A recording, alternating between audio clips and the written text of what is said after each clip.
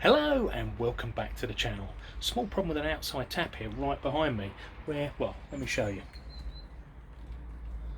As you can see, we got, well, let's make some noise. That's just air, I think. We've got a complete lack of flow of any sort of water, but we have just had some cold weather in the UK recently, -8 degrees C or worse.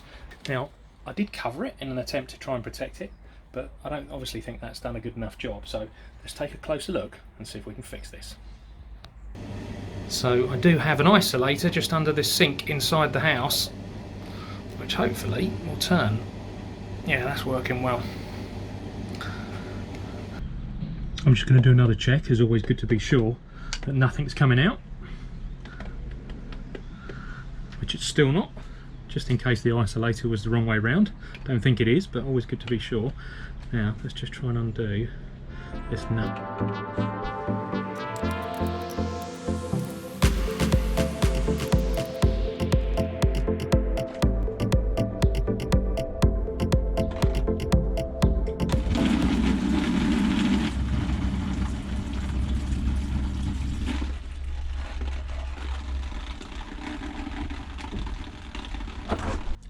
So hopefully you just saw there, I'm going to remove this attachment, water flowing while the tap wasn't attached after I released the isolator valve. So that proves that the pipe work is all good. Not that I've seen any leaks. Now just having a look at this tap more closely,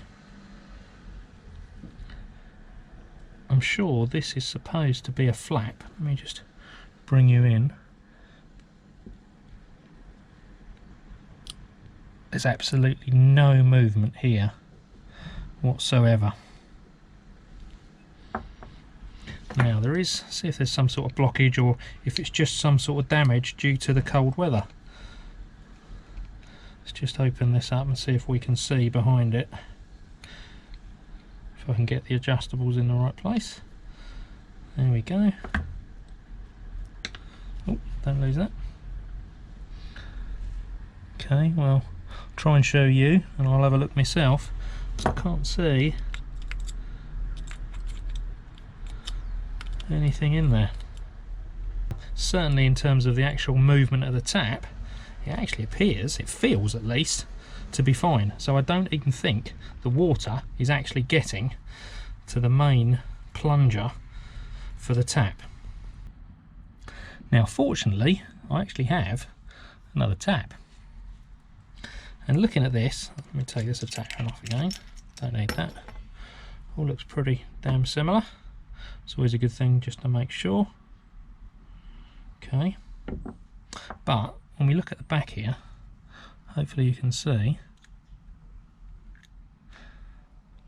that cover moves with the pressure of the water, which is exactly what doesn't happen anymore with this one. That is stuck fast, got no movement whatsoever. Okay, so I'm not sure if it's going to be possible to do anything with that. You know, one thing I could actually try is to potentially drill it out, but I'm not going to worry about that now as I do have another tap. So let's go fit this and see if this solves the problem. Okay, so what I'm going to do, I'm going to try and reuse all the existing fitments. So essentially all the thread and everything else, the sizes should be unchanged. Now if I need to, I'll put some tape on it, but I didn't have to with the last tap, so I'm hoping it's going to be the same with this one.